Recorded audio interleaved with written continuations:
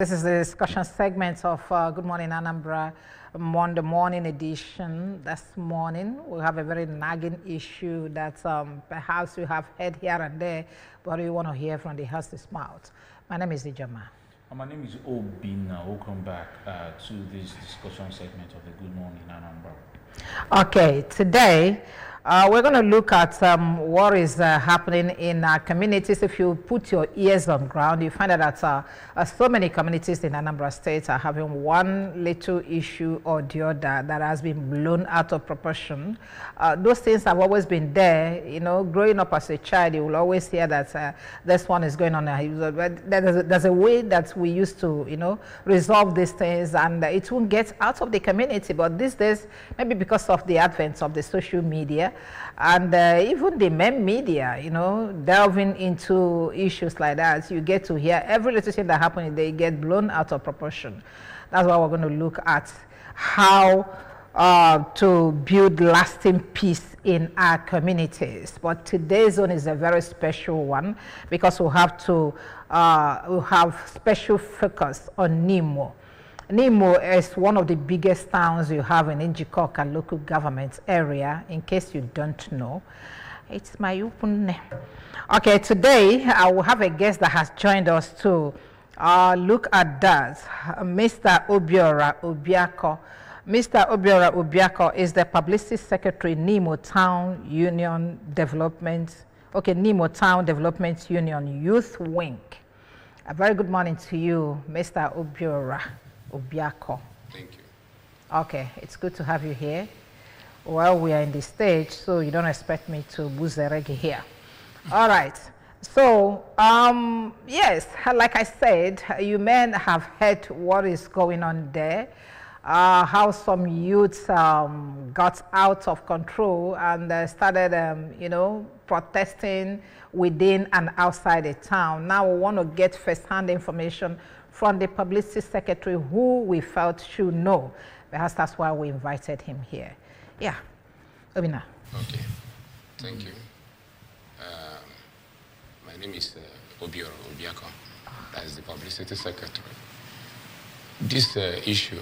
Yes, I had wanted Obina to ask you to give us the background of this. Because this issue in Nimo, has been brewing. It's not just a very recent development that's been happening over the past few years where there have been reports here and there, but nothing really very clear. We understand that communities may have issues, but that of Nimo can be said to have lingered for a very long time, and it has probably generated to a point whereby a lot of questions are being asked. Or what is this issue that has, you know, that has really made things get to this point? Okay. Fighting, protest, and all that. Okay. I can say that the problem started with some group of men, elderly men, indeed, who decided to be, maybe they are thinking that they are the ones, or one of them is going to be the king of the town. This problem started about, let me say, 7 to 8 years ago. Only? When Nimo crowned their new king. So some people... Who's the new king? The new king is Igwe Maximus Ikoriobi, the Owele of Nimo now. Okay. So there are some people who competed him on that, on those days. So, but eventually, you know, as our Igbo people used to say that, no chukune emeze. So they failed on that point. So since that time, they start having their personal grudges, understand, and selfish interest against the Owele Nimo. Before you continue, Igwe ndi Nimo or Eze, Igwe Kunaza. You call Owele Nimo. Yeah, Owele Nimo. Okay, Onelelo, from one village to another village, or the monarchical. Monarchy, no. Or the Nime family, no, Gachi. Mbodro Nime family, as things stands now, only a low by, you know, if you are a Nimo, and you will 4 quarters na Nimo. The first quarter is called Etiti Nimo. I'm from the Etiti Nimo. Okay. So the second one is called Ifitani. And this present Owele Nimo is from the Ifitani. So the next one is Ebwembu. And we have another one called Ifitenu. Ifitenu. Yeah. So now, Formerly, it was my uncle, the late Igwe. He was my uncle. Igwe Jesse Okafa Gelo. Okay. Yeah. So, Mbonwolo, according to Nimo Constitution, Igwe Gaga to the second ward. Even this issue of wars in iPhone and Nimo now, Emenya can Nimo sit on with no family. Okay. So it Nimo the first son, followed by Ifitani, followed by Ebwengu and Ifiteno. So Kitano now, the Igwe and Ugo from the Etiti Nimo, Ndolo be Ifitani. Okay. So that is why we were buying Ifitani now. So the people that contested with this Owele now are from Ifitani From too? Ifitani too, okay. yes. Right, you can go on now. Okay. So after then came those things. So some of them, they lost the competition or whatever, the election. So Imago, everybody was such he went Takledo, Ghana Biazi. Okay, it was actually done by election, not by yes. No, by election. Yeah, blood. People had to cast their votes. Yes, but there are a set of people that are permitted to do that. Not the delegates. Yes, like the maybe Indians and also or whatever. Yeah, not everybody that can participate in the election. So after everything, some people, Imoguni have a mado, and then with that personal grudges in Imo. So they think like that and that. But here, but this problem now, people now look at today. Onwell Anana Bowa. Yeah, it's a conquest. Yeah, about Onwell Budana Boneni. So all between Nimo and the Neni boundary. So yeah, actually make about details Kadiana's word. But I know at least I can wait to about 50% idea in case we went to Diana. But the truth about the matter is that when they defeat in olden days, Nimo defeat Ifa because of some atrocities, some abomination committed against the indigenous of Nimo people. So Nimo decided to push them out. And I heard that those people were settlers. Yes. So now, so Nimo got the land by conquest. Yeah, that's what I mean. So now, the land now is empty. What was in the non here? You understand? So Nimo now automatically going to Nimo. Okay, during the time of that, my uncle, the former Igwe, Nimo will kind of Imogo had deliberate maybe Kahabido make use of the land, Kahabido develop here, which now many Nimo people agreed on that. Are you understanding me? So now, but eventually the man was not able to make it during his own regime. He died. So I will choose this Igwe now. How we need to have the discussion about that on how to develop the land. In my head, then you have one day to my table land. Wake before my hand, I ended the Kagava there. You gotta go, or I was encroachments. You gotta go. So I decided I can make use of it. I went back to the old, this discussion with the former Igwe, the records with the former Igwe. So when Bonite then Habidoze discussed about it. Now our town union meetings. I think they discussed this in over a year. So many people, almost everybody, agreed on that. Then some people made their own suggestion, and Ekagisi will develop here. So finally they agreed. You understand? That Nage develop here. How? What development in various? So what kind of development? The development I make it there according to the decision I take it there. I say that since maybe let me just say that the town have want money in their own pocket. So now I got map some certain places, learn to some individuals. When we can raise the money, individuals or within the community? Within the community. But the indigenous, yes. But the truth about the matter is that I can say that one of those people that bought land there is not from Nimo. So I don't know how that one. So we've not gotten that. Yes. Okay. Yeah. So now Habido Elevediana. You got to maybe implement Imogolo Levediana. Bido Wabezi, develop Wezi. And many of the sponsors of these boys now for Ketaneme protest were part of the matters. they were part of the program. They were part of the progress. You understand now? So I can remember one of their sponsors or the lawyers back her up. That time, what they check on social media say that in Ihane made them only that an idea is the very tiny. They could say why the gutter. You understand now? So some of them a lot of discussion, a lot of suggestions on that. Good suggestion. So all of a sudden, apart from enwere ndị chọrọ ibe igwe mecha ha making here buli igwe, then iji wee maatụ, I don't want to mention anybody's name, but m ga-enye so ideas ka the things is wee bidozie to this level. Now, like now, enwere one man now who one of their dies nnepụta onye na sponsor fa. The man over na papi actually ibi na banye. The man was very close to Igwe. Even all ejima ka obo. Ejimi na akli Igwe bed. Ya na gbadu Igwe onye na edu Igwe. He's always in palace at that time. Even when we had a problem with my uncle, I narrated the issue to him. Osema onye je Igwe. So he we mad how close or with the Owele of Nimo. You understand? So ejimi aketa no now. The man anọ na Nigeria. So around the line habidokwa Imagwolo. West Papa Igwe. The problem is all about that now. Papa no, because their father is late now. Actually, each year, we had each year in a village in Igwe Obodo. So, each year. So, in the village, I like Lord the man, each year. So, in the village, where what village? Abba village, each year. In Abba village, or then if it ain't Nimo. So now, in the Abba village, actually here, only one man. I could not remember his name. So the man has in a factor. So and everything Nimo Keta has to go with the vote, election or something like that.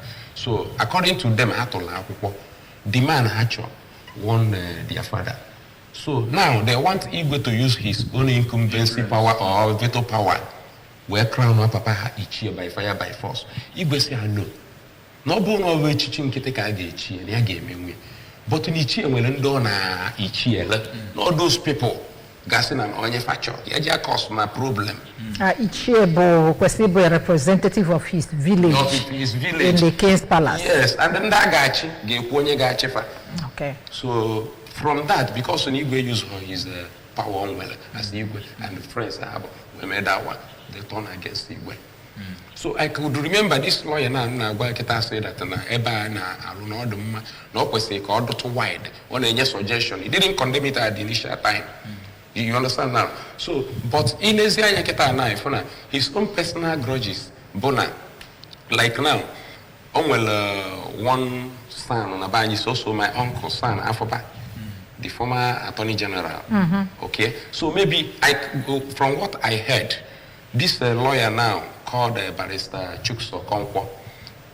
Let me just mention his name. You say you are not going to mention names? Yeah, but it's good you mention him so that particular and we can link these stories. Okay. So this man now is having an issue. Maybe those in that their legal, judicial side of a thing.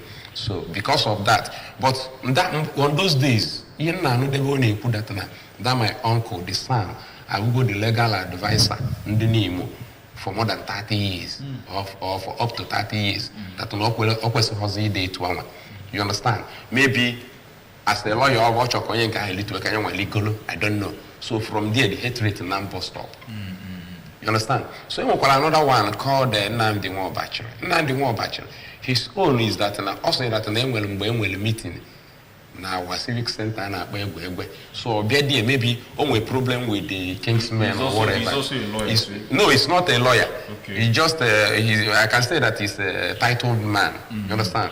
So he has a problem with those people. According to what he's saying, that something of that nature. What kind of cap? The red cap. Maybe so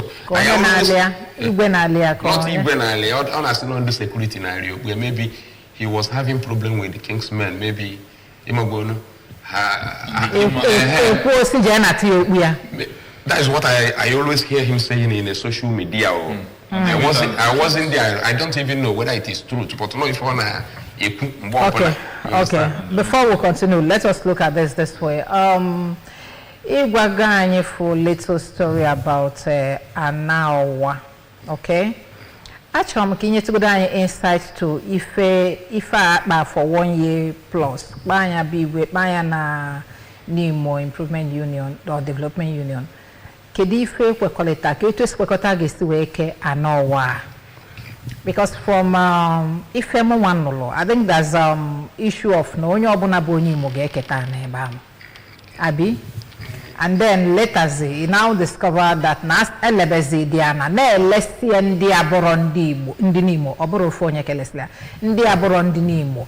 And then the transaction and everything that happened that with the land, Kedonya in charge of it, or the development union call Igwe, Kedo, what happened? Because now I back guys we have a problem anyway. Anyway, I will say that everything I know about that na pala.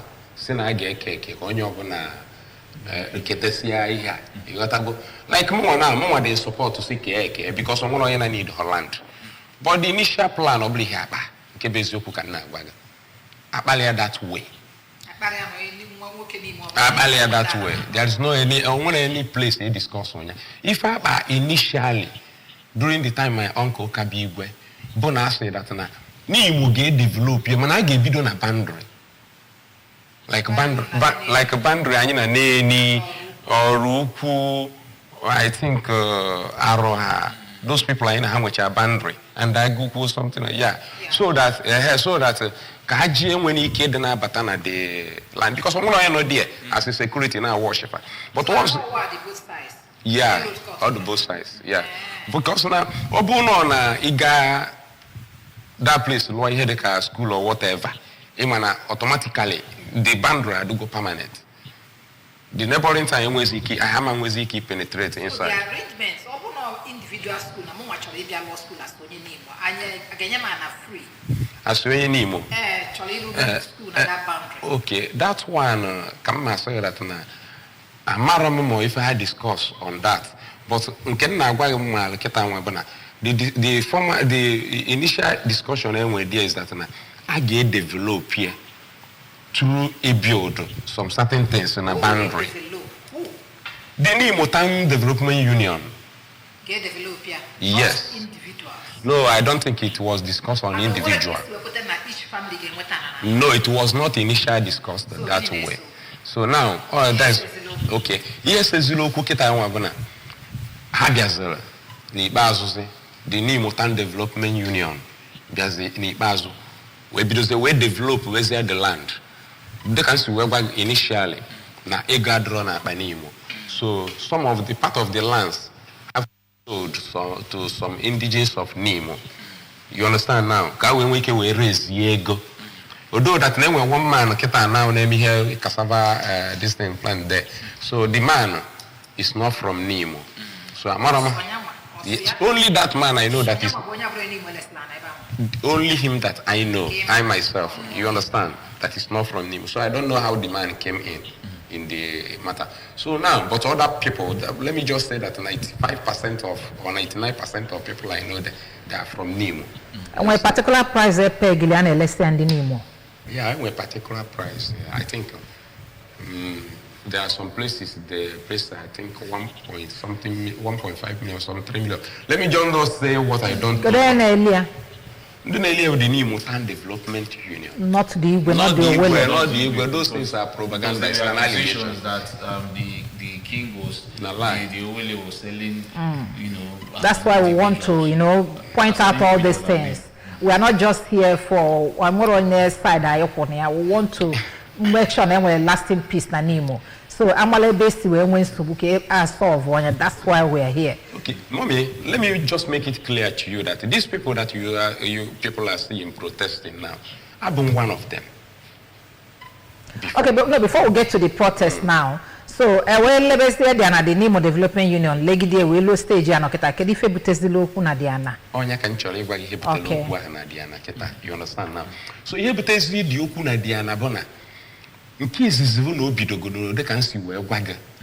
Ndo ha ni igwe nya ndo feel ni igwe mejo ha in one way or the other. That is their private business. It has nothing to do with the Nimo community. You understand now? Yeah. Man, like only one of the engineer, the architect engineer, Tilu quotation. No one in charge of development. You understand? Maybe all the quotation not in the high. Somebody from outside the Nimo, tinye quotation not the lower. You understand?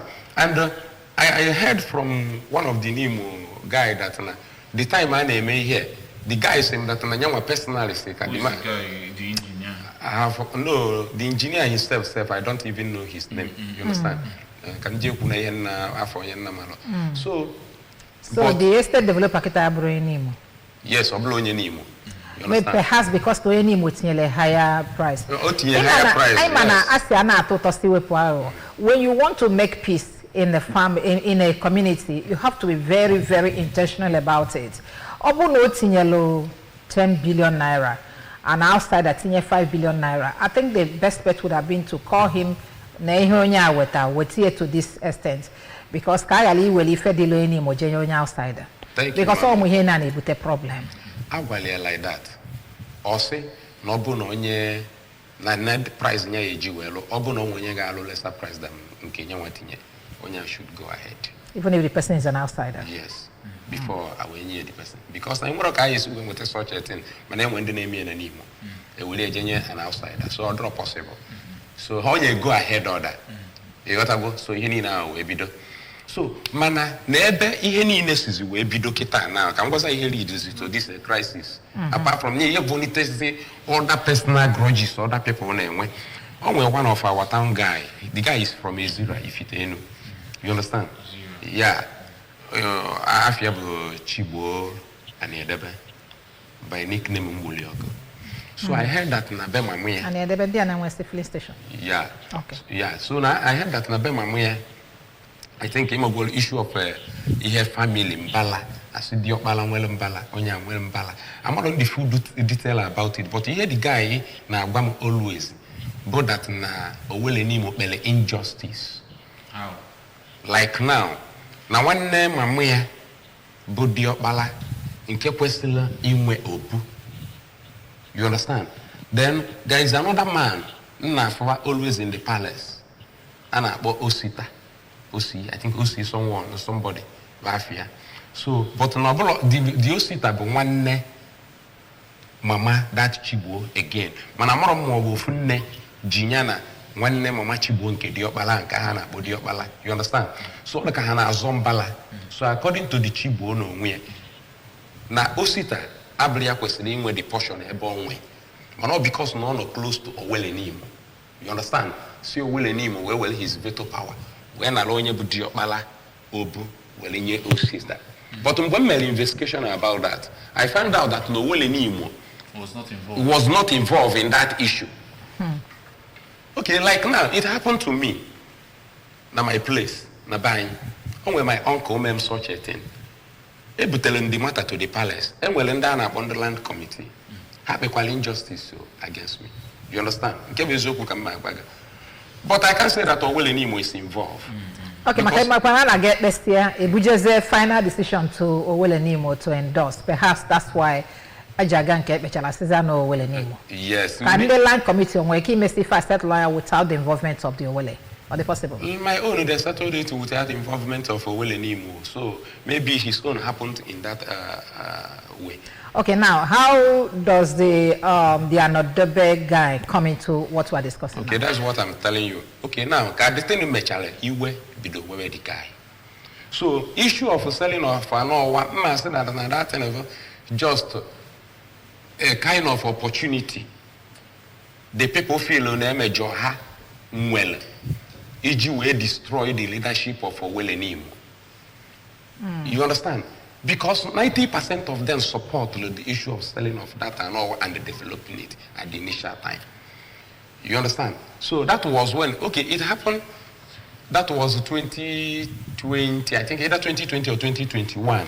Kukatali here, no one. Kukatia, so Igwe decided in Yagabia, he addressed that people. Bakwa people ni amala anything. You got to go, no bless you, Silva, no one. That the name will do Nimo. Nandu Nimo, we call it as Silvana. You got to go see develop the thing where Gabanilo. So that day, I don't be at the civic center. We went abata. But because na poison go the mind of many people. You understand? Even more than women, I was included there. You understand? More than Africa that an because the message these people were dropping to us is that you know, let's see, never one, you know, one you gave. The thing, in the transactions for this land, like in the selling, was where the cabinet were very open, the committee in charge of, because I believe a committee was put in place of these transactions of selling the land. They are very open, the transactions where people let you know about, oh, this is how these properties, the land are being, being sold. They are very open with the monies and all that, because at a point you were like saying that now, a marrow to one person and outsider, and some other things that you're also not sure of. So where the community, the king and his cabinet, and probably the PG is also part of this, where they open with the transactions. I said that I had to open with the transaction. So you understand? For the people when I be meeting, you understand? When in a meeting, you got my hand you kuna meeting. Ablo in a meeting. You got to go Nimo Development Union meeting panel megasi. I think I made the meeting Christmas and Easter. And I think in August, 3 times in a year. You understand?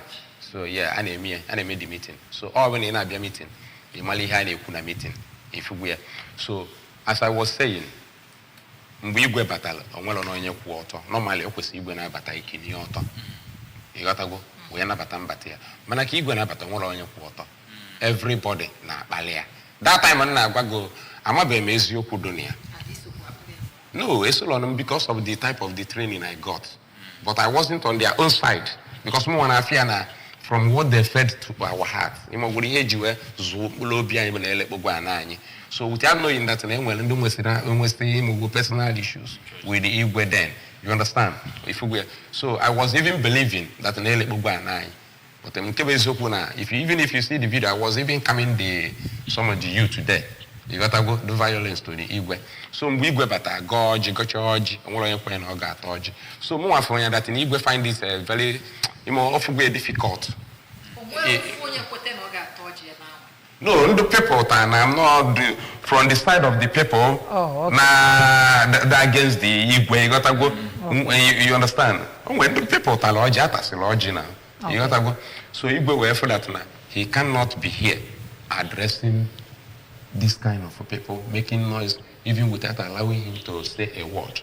Niye man that Niaga Anambra, Kiababa. The PG there to address people. PG can do it, Kianaba. So we working in Ghana, some of those boys, gadget block or gate. You understand? Junior Gamampo, PG key. You understand? All the DSS people, we have their the key. We're making sure that the Igwe feel safe and sound. So now, each year, Adam involved, can call he has to work very well for people to understand. Because here, very recently. No, this thing started, this the issue of crisis now started. No, I'm talking about this particular one. That was, I think, either 2020 or 2021. Let me just 2020 or 2021, I couldn't remember. But it's about 2020 or 2021. Okay. So then the next day, Kanyiha, we call it an according to here, because already that time, we're meeting and do obodo. So I am put yourself in Are you getting me now? But on we can jump before I met the meeting. Stan Afoba when it allow Kowa case we video we develop my transaction in everything everything. But him go down a Kowa so what to do too much. You understand? So everything got then the next day. And you want to call it and you move away. Gather down to the land. Loje to change with the ropes. You got to go more red and I to Chichanya. Then we now came back from there and you form to an action unit.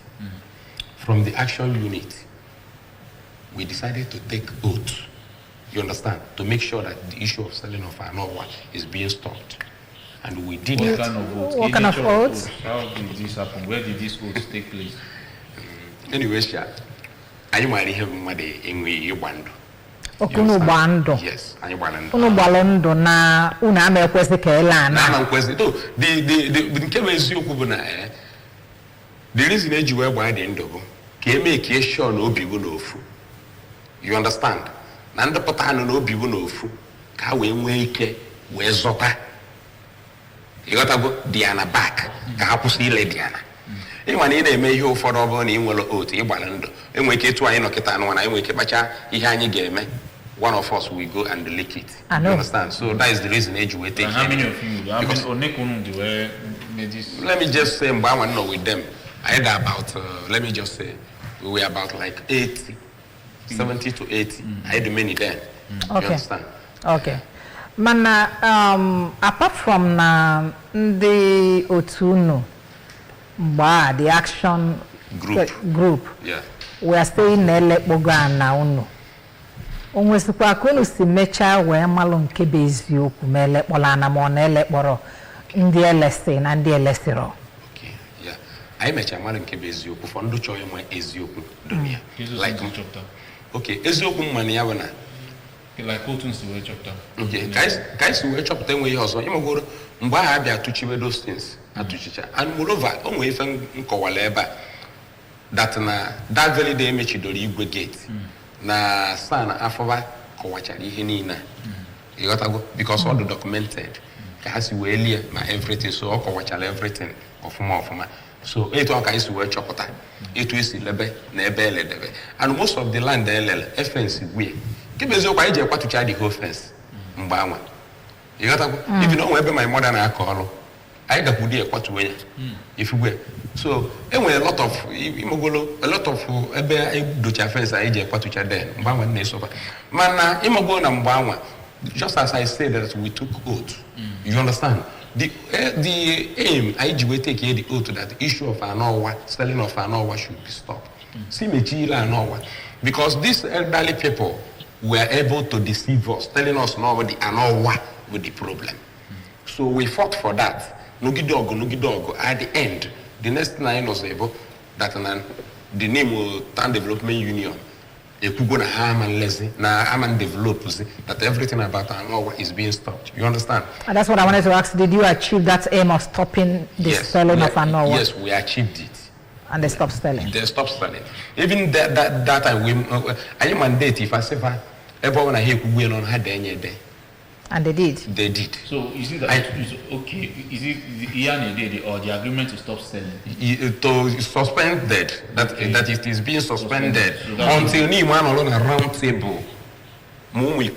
Because as I used to tell them, the only mistake because when I say that as I used to tell them. So before you get to what you want to tell them now, it's not the arrangement with us suspend the land until an on a round table where back against the no, I'm not going to round table. These people in Africa, I don't want to the protest or not cause the crisis. They put on the round table. What do they want? Thank you. If you actually look at the throne, simple as that. Those people are the first time. You got to go. Now with the mulia, off and now gang go up. Actually, the throne, so how do they want to dethrone Igwe? Uno Nimo get dethrone Igwe, Koka state government. Not even in the Nimo now. Those people are because even sometimes I say in the Nimo or the Kamuan or women included. You have just a few set of people. Manafabun the Nimo. Just like as people are getting confused about this action group, people calling them the Nimo youth. You understand? They're actually not Nimo, just a faction. Faction, something of that, yes, though that they are indigenous of Nimo. About this action group, some of them are not protest, the action group of which you were. They are my brothers. Man used to be member. Yes, mommy. Yeah. How did you come out? Okay, thank you. Because now the Nimo has to go that the issue of Anowa is being suspended. And I man look at if I say na nature. So for I see many announcement. See, we go to town this thing. Nejimoto announcement. For me, assume why and then I could vol. We came up where I got the jack of all. Nobody will disturb you until I buy at the round table. So most of them, Japan, if and their family, you got to go. Now, we only disturb of Do you understand me now? Nobody disturbed them. So now, I now call these people now my brothers. Since these people are possible and all what? Capisi does there. You understand? Now it was a capisi. Can you must all the strategies I use now to go to these people on Nimo? Can we peace? On the round table. Then one plot, one aqua, even with the warriors who fight for it. You understand? Because now it's some way initiate that action group. I'm not denying it. So they promised the action group members one plot. Yeah. Okay, I can't still maka one plot. But I can ask no you're gonna boy Nimo again with that or family again with that neighbor. I didn't know how Mommy, I got that. This thing in no secretary of the Habus in Obiketa. I just found one plot one. No, yeah, we have no. So why didn't the one plot get to you? We were all deceived. Let me just put it that way. Deceived to do what? That's one plot. I want to say so now. Oh, play an so now. You got to go. You can so now. Elu to that stage. No, na fa we ekwe hokondo he ekwe hona ka a discuss one at the round table. But go do no more exactly what they need. Never focus go do their mind about ka the throne the present Igwe. How did you get to the point where Ban assisting the throne? Because we get to the point, as they always use the word, I know why it's not for sale, this and that, this and that. But the issue of I know why has been stopped about, let me just 2 years ago, sir. That's 2023. Yes, 2023. It stopped 2023. And when is here the issue of selling of I know why? You understand? So, how I know where people, Cholo, Ibi before, feel now maneuver.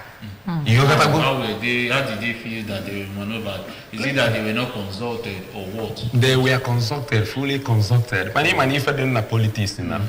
Okay. If I get you right now, these people that are agitated about the presence of Igwe, that wants Igwe dethroned, or fan they are in the action group who now just unite here when I fight if now. Yes, mommy. How about our? Let me just say that how about our sponsor then, even up till now? You understand? Or from the financial support to Hane Kaiji form the group, even up to today. No, the financial support, is it for what? Is it for buying weapons? Is it for logistics? Is it for what were the financial support? No, not for any weapon issues. So you understand? What were the financial support? Maybe when we gather to have a meeting, they will give us some financial support to buy drinks and other things. Okay. Because we used to have meeting then every Monday in order to make more disciples, something of that nature. Okay, fine. Now, there's a trending video, very disturbing one, where the youth, okay, now you have made us to understand about on youth in the Nimo, not on the action group. Yeah. Okay, no, they protest. Bulozu, abatiozu, amaram madononimia. Bula abatiozu, na bagale, na mempoto, and then I know na mestifa, mechiku mafia oye Nimo. Bulo at the end of the whole thing, I found Bula Patiosa Jadabaniru one family gate like that.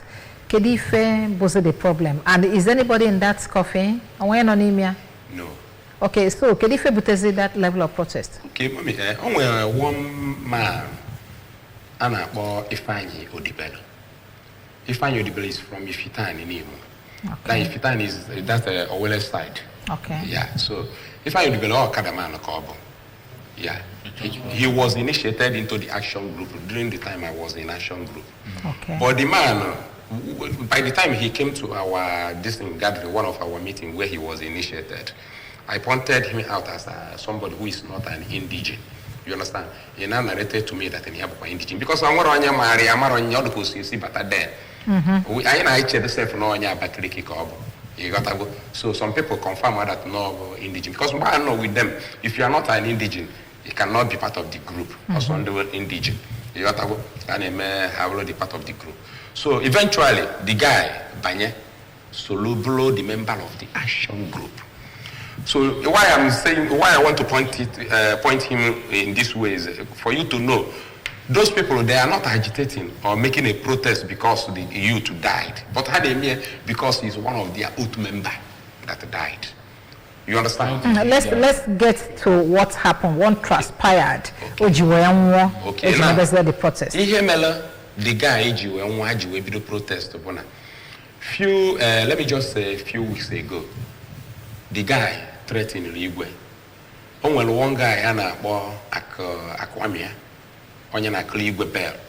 So normally the guy put in public, people na akpụ ya owele ọ na-ehelefa. You understand?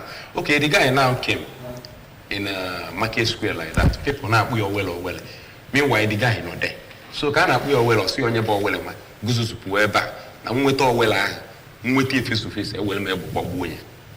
The guy told me say gịnị. Ọ sị na nweta owele ahụ ya gbali enyi isi gị na owele ahụ. So the guy now, according to them, the guy in a proof such a thing to people. You understand? So the guy went away the Owele of Nimo. So what your Owele? Who said that? Who said Owele? That is the Ifeanyi Odibello. Okay. Ifeanyi Odibello. You understand? You see the bike man? Yeah, the bike man. The man that died. Yeah. So now, the young man, because the young man is always in the palace. I think he's part of the family there. So when he go somebody so one of the security vigilante now calling a palace so we the boy if you see okay the car na the thing direct we do the security man we see the guy half the guy. So meanwhile, I will ever on edge, the security vigilante man, or when you go to neighbor on edge. So after some minutes, according to him, the Akwamia, the guy who are direct in Yaga Bobuigwe, where Pokanayo, a phone service and Yafugo the guy. However, so according to Anayo, already, Igwe you make a statement in the state police. You understand? Make you go state, make you entry there. So make you entry. Then, according to Anayo, ihe ọ chọrọ ka ọ fụ the guy anya ọ ma nkwe ka the guy fia who just yellow nwa your police bịa ka ya point anya say na onye kwuru that mana according to him mgbe o lulu ebe ahụ ọ bụrụ onye nyamala ya na ya gụkọrọ akwụkwọ from the primary school na wee gosizie enye onwe ya wesi ya kedu na onwe ihe asịrị ikwuru against the Owele of Nimo isi that na ị ga-agbagbu Owele this and that ihe ọ gwara Owele ihe gwara Owele abụrụ ihe a na-agba mmadụ agba so the boy babali ambassador ebe afọ na onwere ihe na-eme Janyi efe no nwere ihe na-eme you got to go na mba ada efe ana yosi ya na nsogbu ado start ya machine na taba so the guy blue machine for block kwa fanezi where you was anya muri ba mu the Ifeanyi himself yeah you was anya yo and that akwamia no ihe ya mu egwu na egwu ka ya na egwu o si ji itretin mmadụ ndụ mmadụ na ị ga-agbagbu mmadụ ị ga-agbagbu igwe gị na igwe ọbọ isi na iji egwu mana anyway because na ọgụ wetu ikwuletu na ọ ka mma na iduru ndị eda at least mmadụ ebua Biano Bigwe, no who are gaffego. And then go entry. Yes, let me go entry. No gaffego to ECH. What was it over your quafa? Maya do at least 2 or 3 elders be a bigwe by tomorrow morning or this evening.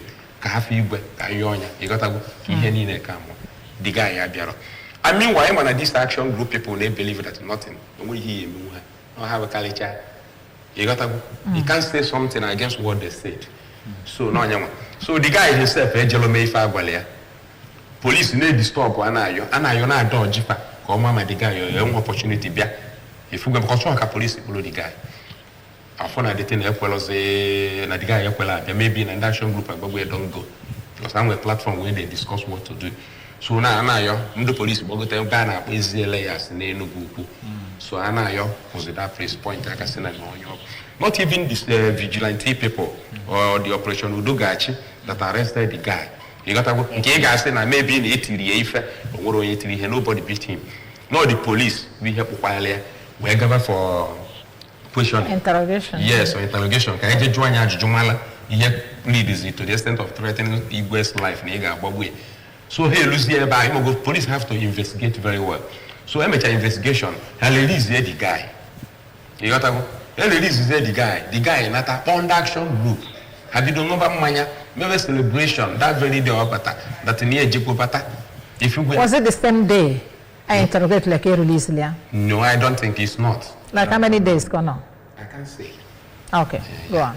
You understand? So now, Obata, Manya, both the action group and some of his external friends, yeah, I made a celebration. I'm doing very well about the guy in my because the guy. The guy na no na sweater. At least when each have a sweater na bonalo, mbobona. to show that the guy maybe when he went internal sickness. When only pass can know the guy diabetic, something like that. When he went high sugar, dysplasia. So, or but knowing very well now, rather earlier on where some internal sickness in Nimo, okay, jail for checkup, or celebration. Then the next day, the guy now died. Immediately after coming out from prison and celebrating? No, yes, after celebrating, maybe the next day. According to them, they say the next day.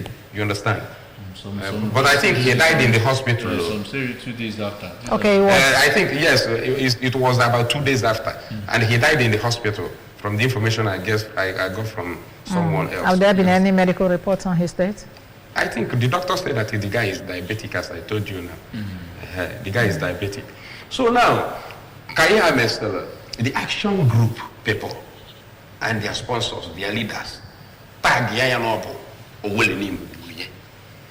somebody threatening somebody's life, or any house arrest, or under vigilante by maybe even a vigilante, but they may give him one that is slap or the other, or go to the state police to direct. Will you teach the government or the police how to do their job? How to do the job in a perfect way? So how we may arrest? Make investigation on him or what he said. Make release by the guy. You got to go. Manama somebody or shorting his bell or maybe under self recognizance or whatever. Release there. From the protest, those guys said that they looked for him in different stations until they got him at the state CID and then wanted to bail him and they were refused bail. So how he was bailed is not the issue. So he died. But and then I can say that they are just furnituring the yes, na di okutoloto na di okumanuma. You got to go. Na him na onye obana ga na ekunkie. Cover that in yam with a tangible point. You understand? So on one of the years we were in the police ball mad ni rundo kada no ebawa. You got to go in a daytime like that. It's when him where he's about. Oblona banikeji biapolia. Only and dokada no day. Okay, so when he died now and the protest ensued, kedonye faja dobozani rubia. Okay, habu uzu abanye bigwe. That is security vigilante guy anayo. Have kwa data apati. Ga kwa be the guy. Manam buhane bido this a protest. The last afia anye zuru maka oye ka anye na azu, oye Nimo. Habu moto na gayali na say ndem madam and ndemba. Nobody should come to market the next market day. That no Nimo.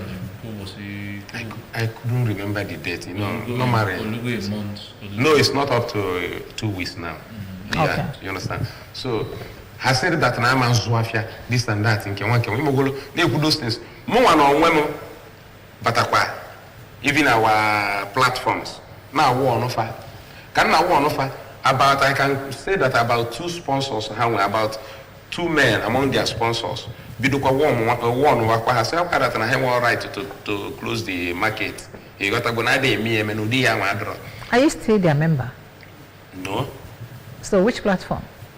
No, we have a Nimo platform, like okay. Leaders of Thought. Their own is called N-Lot Rebranded because they are from that N-Lot. You understand? That is the Leaders of Thought, Nimo Leaders of Thought. In abbreviation, it is called N-Lot. Oh, okay. You understand? So the N-Lot Rebranded are the people from the N-Lot. Madam, with this problem there's a boss out. When they made the issue of his select here PG. You understand? So these people were side that, these people were side that. So from one I haven't done a sponsor the action group. You gotta go I see from the N-Lot, form why they are N-Lot rebranded. Where the campus here. We don't have a problem, Nimo. Very serious problem. So no, it's everywhere. But the fact remains that okay, after the protest, yeah. Bulia jebe mado. Onya faje na gate ya. Yeah, and on that process, I had to walk glass in the police. Really? Because those youth, those action group of people now. And they shut down the market. They shut down the market. So when they be like, okay, they have an announcement, nobody should come next to you. When they be no. Everybody, everywhere we are shut down. A kind of case I seen that to him. Okay. Okay. So Guinness the Nimo eventually And what is the role of Nimo Development Union in all of this? I can't understand what you mean by the rule. Yeah, the Nimo Development Union. To stop it, to control it. Then anyway, already the vigilante because those boys were violent. And happened at the peaceful demonstration or peaceful protest. They were violent. Were they armed? With the OCC. Okay. Yeah, you got to go. So I'm with taking a evil machine. They will chase you. You got to go. You may pay shop go. They will chase you. Okay. So now the police were following them as usual. Even when there was a time I organized a protest, and the police and the vigilante in Eswai to make sure that everything. Yes, to make sure. Okay, which means their protest, Fajeje make and Fajehuna Fageme protest, and you have police to control their movement. I don't know for them, but I'm talking of when I organized my own protest. You understand? Okay, now because we are running short of time, Kedi Fanyige, Kedi Feigwe, and his cabinet, the Nimo Development Union. Ndị ụmụnwoke ndị ụmụnwaanyị ifeni n'ebe otu nwere n'Igbo kedu mbọ unu na-agba ka nwee lasting peace na n'Igbo ka solve all this problem once and for all. A na-agba mbọ ka esi wee the everlasting peace, but the problem is that na Adam afia ka ihe ga-adị possible. You got to go. The reason in say no matter afia ka ihe ga-adị possible is because na some people are ngbo iyi ndị banye na sị na angli iyi tuhu mkpume na ọ bụ na achụtụ ha igwe n'ọkwa na peace amanda. So are you suggesting no the train of Igwe get water peace na Nimo? It cannot even bring. You got to go. It cannot even do or whatever on a made to one. So this action group, let me ask you, this action group, are they kind of cult group? You will remember. Yeah. Are you guys cult? No, we are not cultists. This one on our oath. Yes, I'm on an oath because when you talk of the cultists, it's more about secrets. You understand? Anything to binding where goes their sound. You can say that something of that nature. Even they are even against me now. Because in the Manyanisi now, you got for you the Nisi by Mark. What happened? Yeah, asked Habu. Are you serious? Yes, na 80th March last year. Because Nanton were against what they are doing, and for that Nimo, a question book and wear peace now. If you will. So only one of the allegations had against the innocent youth to Nimo. Kick against what they are doing. So after the allegation now flying in social media for more than 3 days, and where they disclaimer on that. So and the truth is that these people now, the youth executives, the 1/10 of the youth executives were their member. This is terrible. Okay, mana, just before we go, kedu fun ulifen genwa bo biora chelo na aga eme na akudo di na Nimo. Okay, thank you. Ihe mwa chere na aga eme na akudo. Onye mwana cho ime udo na Nimo. First of everything, even let me just say maybe the Anambra state government can do that. But now the point is that Haga Maguduno have the problem.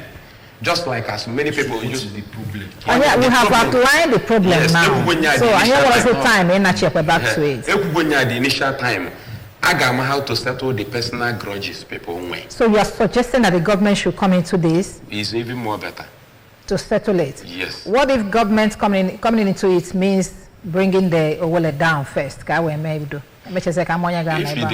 Nimo constitution guide the issue of the throne or will Nimo. About sort of state government. Okay. So open government, within Nimo and Uchoka government where better. My government is quite big hammer. So I don't feeling out with the Akosanya before we maybe him. Is very important. What could then what a problem with Kuba mana and we stakeholders and then when they do and then I know Kufa. Sit Okanata fan and men do get all the people involved, sit them down at a place and then make peace. Mommy, Mom, we have Abuba on several times I make peace and they refused. It is very hard for you to understand this. Okay. Okay. Abuba on several bases. Come, let us make peace. And they refused. Dalo. Well, I think we have tried our best as as media personnel to wade into the issue, and you have been able to give us information, which of course the state government is watching and listening. So the next action will now depend on the government, since you guys feel that There's nothing you can do to make sure that we have peace in Nimo. Nimo is a very big town in Anambra State. We cannot afford to have it in pieces and then think that things are going on well. No. So the earlier you guys do well to get yourselves together, the better for all of us. Because no government will sit and watch crisis going on in different communities that is under the state governments. Because your fasifa no ifayo, let there be peace in Nimo, okay? No problem. I pray for that. Obiora Obiako, Publicity Secretary, Nimo Town Development Union Youth Wing. Thank you very much for coming today. Thank you.